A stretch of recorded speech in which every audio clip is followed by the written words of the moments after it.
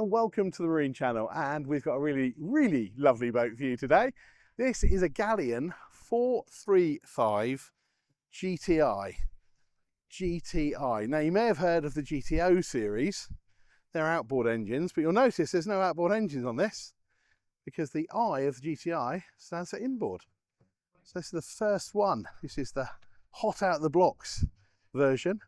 So we'll show you the engine room and everything a little bit later on, but obviously not having the outboard motors, we've got a slightly different configuration at the back here. So we've got a high-low platform, see there our bathing ladder, and then when we drop that platform down, we've also got these lovely steps that walk us down into the ocean and back out. And then at the back there, we've got a really useful lazarette, which is surprisingly deep. You can see there we've got some sun pad cushions stored in there. And there's bundles of room. So if you're into your paddle boards and so forth, then that will all sit in there. Now Galeon are really clever with their boats. They always have features that you kind of go, oh, that's neat. Why doesn't everybody do that? And they're amongst the first, of course, with the drop-down balconies at the side, which have become kind of de rigueur now. Everybody's copying that idea because it is such a brilliant idea. To give you an idea, this boat is 13.65 metres long. It's got a beam of 4.2 metres, but with those two balconies down, you're adding nearly, well, certainly 1.5 metres. You're up near, knocking on the door of 6 metres of beam. And you can see they're glazed, so you can see down into the ocean. Obviously, we're on dry land now, but I can tell you from experience, when you stand looking down through there and you see the sea, it's absolutely lovely. And they extend all the way up here. So you'll notice there's no access to the bow through the side decks. There are no side decks, but as a consequence, we've got very generous. I've got to show you that. Isn't that cool? Got really generous accommodation because the cockpit area is pushed right the way out to the side. Okay, so let's have a look at what we've got here. We've got seating for probably 4 people comfortably, and we've got our table that we can fold down. Now this is clever as well. So you can see this mechanism here. So this will slide forward, flop down. This becomes a massive sun pad. Apparently on some of the later versions that's going to be electronic, which is rather nice. And then if we look up here, we can see that we've got this big sunshade, which is almost fully extended. It'll go a little bit further, I think, but that really extends over the seating area, almost over the end of the sun pad. In fact, it's pretty much to the end of the sun pad. Another thing you'll notice, just show you the balcony on the port side here. You see there, obviously when that's up, that becomes a door. So you can get out onto the pontoon both sides. So really nice. There we go. And it really is outdoor, indoor kind of living, because you can see the flooring, which is this kind of soft, like a sea deck kind of flooring, runs right the way through. So whether you're inside or outside, it kind of feels the same. And then we've got these massive patio doors. So there's 2 doors on this side, and then there's a door behind that will slide across and infill on the other side. But with that open, it almost kind of feels like an open cockpit, completely open cockpit. And then we can see we've got this little seat here, which can face both ways. So at the moment, we're facing aft. You can flip that seat back, and then you can face forward as well. And you probably notice the light configuration as well. That's light or colour changing. So we've got the kind of phosphorus blue on there at the moment. We can also have red and white and other bits and pieces. So let's show you the engine installation, because this is kind of the big news that changes it under the floor here. Okay, so this is our engine installation. Little ladder down. I'm not going to crawl in there because it's not illuminated at the moment, but you can see it's a pretty big old space. Even with those IPS 650s in there, we've got plenty of access, space to work on stuff, and space ahead as well as aft. All our daily checks, all our filters, very accessible, oil levels and so forth. Feels very much like this boat was destined to have inboard power. Very nice indeed. Performance-wise, this boat will do around sort of 35 knots with these engines.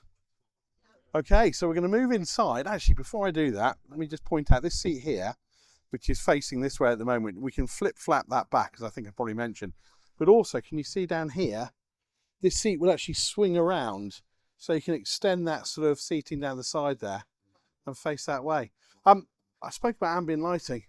You can adjust the ambient lighting here. So we're on blue at the moment. We could change that to red, I think, if we wanted. We can change it to green. It's all rather cool. I quite like the blue, actually. I'm going to leave it back on blue. And then we've got our balcony adjustments and so forth. Anyway, let's have a little look inside. So on this side, you can see we've got a large pop-up table.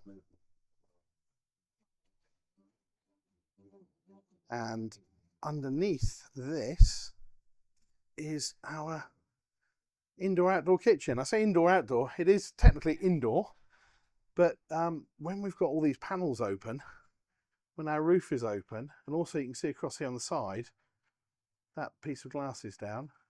That we can also do on the port side. We've dropped it down because we've got a lot of sound and music and that going on in the background. But when that is down and all of this is open, it does feel like you're actually outside. Feels like you're on one of those sort of super yacht tenders, you know, the ones that just have the T-tops.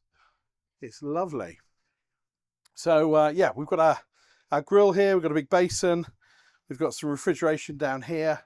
And one of my favourite features is this little kind of bar area here with a fixed bar stool. And it's just perfect. You can sit here, you can talk to the chef, you can look out the back over the ocean, you can look out the window, or you can swing around and you can talk to the helm over here.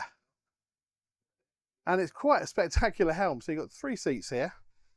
These seats are electronically operated, so I can raise them up and lower them down. It's a dashboard full of lovely, gorgeous, backlit, illuminated push buttons. And if I press this one, then you can see that seat going up. And, oh, and going down. Oh, I've just turned the audio on, the Fusion stereo, and I'm now struggling to turn that off. Oh dear. We'll just turn it down. Okay, 3 big multi-function displays there. Throttles over here. IPS, obviously, so we've got our joystick controls there.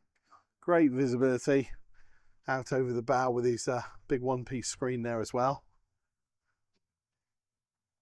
Very, very nice place to be. And the other neat thing, which I can't think I've seen anywhere else, is that this seat here, so the seating that's sort of around this table, this back will flop this way, and then this whole seat will raise up. So effectively what you've got is you've got your 3 seats here, and you've got 3 seats behind it, all raised up, all looking forward. So 6 of you can enjoy the view as you cut through the waves.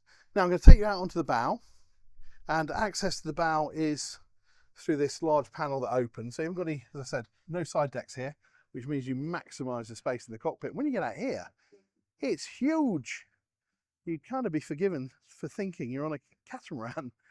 It's quite incredible. So you've got these 3 big sun lounges here with cup holders, which is lovely. You can obviously fit a table in there as well. And then you've got this full run of seating around here.